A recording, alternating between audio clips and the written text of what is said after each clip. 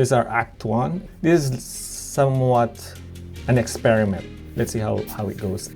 For each episode, we are going to share some summaries of all the stories that we had, just to reflect what are the key takeaways, should I say. We can learn from our past guests and past episodes.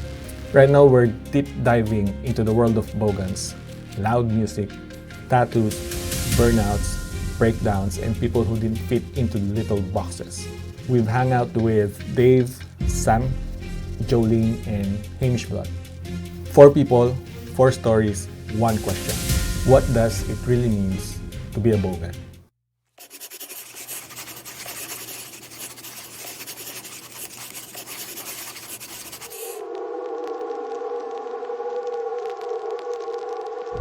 Now let's hear from Dave. People are just, they are who they are. So I think that, they're not walking around going, I'm a Bogan, I'm a Bogan, I'm a Bogan, like all the time. They're living their life or whatever. And I also quite firmly believe like there's lots of different theories of identity, but one of the ones I really like is that we're not just one identity, we have multiple. So, I'm a Bogan, I'm an academic, I'm a mental health worker, I'm a gamer, I'm an American football fan. Like, there's a range of different things that have their own symbols, their own language, their own terms. You know what Dave says here really sticks with me? People don't wake up in the morning and declare their labels. We are all just getting through the day, figuring things out. So labels like Bogan aren't about shouting it out, it's about quietly living what you love. Sometimes the most genuine parts of who we are don't need to be explained. Let's hear from Sam. What the fuck's a Bogan? Is it just someone who listens to heavy metal? Then everyone who likes a Metallica song is a fucking Bogan. Even the ones who are not listening to Megadeth. Have someone told you you're a Bogan? Yeah, in high school. High school? Did you get what the reason why they call you a Bogan? Because I listen to heavy metal. Probably that's it. I don't know. But it seemed like a derogatory term, you fucking Bogan. I think, okay, whatever. Or Munter. People used to say Munter back then as well. Sam's not just about poking fun, he's asking something real.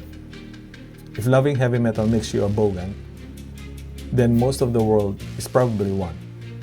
Sometimes the labels we slap on people don't really fit, and maybe they never did. Okay, next one, let's jump into Jolene's story. It was just amongst friends. I don't think I've ever been called a Bogan from a stranger. So it'll be just like, when I was growing up, I refused to listen to Marilyn Manson because of the fact that that's all I got shouted out of car windows, like, oh, Marilyn Manson. And I'm like, I don't even listen to Marilyn Manson. I was into black metal by 18 or something like that. So that's all they could refer to, I guess, yelling out the car window. Sometimes the people who know us best are the ones who give us the names we carry. It's not the strangers yelling from cars, it's your crew, your people, your circle. And when they call you a Bogan, sometimes it's not an insult, it's a badge. Let's meet Hamish.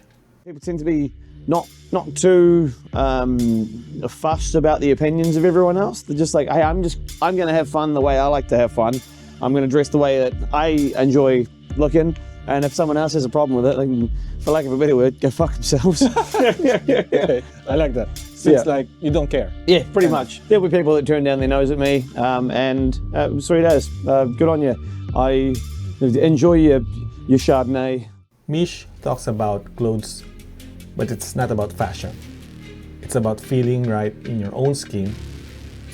He's not trying to piss anyone off. He just doesn't care if you don't like it. That kind of honesty, that's punk rock in its purest form. Or maybe, should I say, that's metal in its purest form. Let's get back to Dave.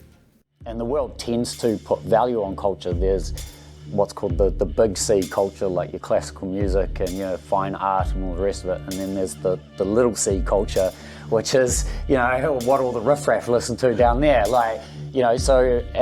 That's, I mean, you probably know, the history of heavy metal is quite closely tied into classical and blues and those two sort of coming together. So, you know, it has its own history as well. So that's why I think they were upset a bit by it, not majorly, but still, like, I disagree with that. And then I think that view from the rest of the world has come because they just don't understand it, because it looks a bit violent and it looks a bit rough. And, you know, you've got a whole wave of people wearing black t-shirts. To someone who doesn't understand, that can be, I could understand how that could be pretty intimidating for other people, and the links to working class culture as well. So I love this point. People act like some cultures are fancier than others, but just because heavy metal is loud and messy doesn't make it less valuable. It's not the little culture, it's a big, living, powerful one. Culture is everywhere, not just in quiet museums. Now, getting back to Sam. So we just got one-way tickets. All of the band has just got one-way tickets. We didn't have any gigs booked or anything. We didn't know anyone there. We were just like, let's just go and see what happens. It was dumb as fuck, looking back, but it worked out. We met these people who ran a hostel, and they'd let us stay there. And then so the other guys would like help clean the hostel, and I'd just go on the internet and try and book gigs. And we got the Vader and Marduk tour from that, just sending heaps of emails. You send like 100 emails and you get like 5 replies. This is another best part.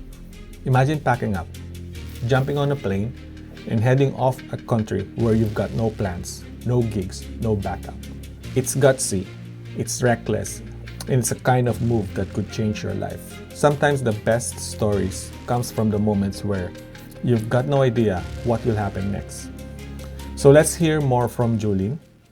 I was going to open my own shop up, and another tattooist approached me and said, I don't hire females, I won't hire females, but you've left me no choice because you'll be my competition. Okay. Yep, and if you're my competition, basically roundabout saying they will kind of put an end to my shop. So I had to work for them. Yeah. Imagine being passionate about something, showing up ready to work, and being treated like a sideshow just because you're a woman. But Jolene didn't quit. She found her way in, learned the rope, and carved out of her own space. That's guts. So more from Hamish. For 32 years, I just thought I was an idiot. And that's why everything went wrong. But it turns out, all right, cool, my brain can only process a certain number of tasks. They can process those tasks really well, but if you add too much onto it, it's going to start deleting other tasks, and I won't recognize that it's happening. So it has definitely caused me a lot of problems in the past, but when I am interested and fixated on something, nothing else can stop that. All right, I need to know everything I can about this. For 32 years, Hamish thought he was just bad at life. Turns out he was just wired different. It's ADHD, not a failure. He wasn't broken, he just didn't have the right manual to support how his brain works. That hits hard. Now more from Sam. Breaking up with my wife was the lowest point, and it was smoothed out because of music. I was living in the west of Ireland in a fucking village with nothing but an acoustic guitar, and that's when I started writing what turned out to be the first Imperial Slave album, just having an acoustic guitar. This moment right here, it's not just about writing songs. It's about starting over when life breaks you. Sam wasn't in a fancy studio. He was sitting in a quiet house with a beat-up guitar, finding his way back to music. It's not the gear, it's not the place, it's about showing up and doing it anyway. Now, jumping back to Jolene. Not necessarily. Again, there's different levels of extreme being a bogan, maybe, like what you're into, like what we're talking about, the mainstream, the rock. You know, the tradie might just listen to a certain amount of heaviness and think that's that's so heavy, but it's Metallica, you know? And that's as far as they go. Where, yeah. I love the question. There's something powerful about claiming who you are. Flaws, quirks, loud music, and all. Now, being a bogan isn't about fitting into someone's checklist. It's about the pride you carry and life you build and joy you find in it. Now, wrapping up, being a bogan is not just about burnouts and boots and stuff. It's about being authentic when it's easier to conform. It's about showing up in a real, loud, and unfiltered environment. Next time we dig deeper.